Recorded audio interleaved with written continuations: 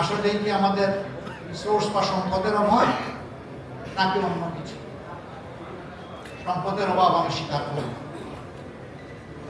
অভাব যদি সম্পদের হতো তাহলে 15.5 বছরে আমাদের দেশ থেকে 28 লক্ষ কোটি টাকা বিদেশে পাচার হলো।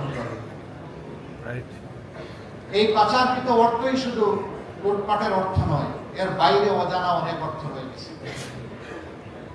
আমাদের সংকট, আমাদের সমস্যা, আমাদের অভাব হচ্ছে দায়বদ্ধতা, সততা, চরিত্র এবং দেশপ্রেমের। এই জায়গাটা যদি সঠিক থাকত তাহলে অবশ্যই আমি কে এটা চিন্তা করার আগে আমি ভাবতাম আমার দেশটা কোথায়। আমরা রাজনীতিতে বলে থাকি খুব চড়া গলায়,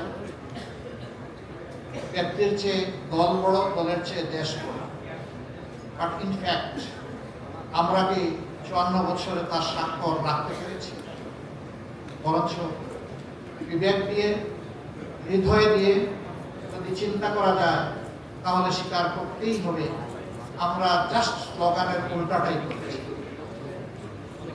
আমার দেশের চেয়ে আমার দল বড়, দলের চেয়ে আমি বড়, এবং সেইটাই কর্মক্ষেত্রে বাস্তবে প্রমাণিত হয়েছে। বৈষম্য শুধু 54 বছরের বাংলাদেশে না, এর আগেও ছিল, তারও আগে ছিল। এই জন্য 47 থেকে এই জাতির স্বাধীনতার সূচনা, পরবর্তী পর্যায়ে বঞ্চনার হাত ধরে আবার একত্র, এরপরে আবার দফায় দফায় অনেক বড় অভ্যুত্থান, এবং শেষ পর্যন্ত এসে টেকেছে 24-এ।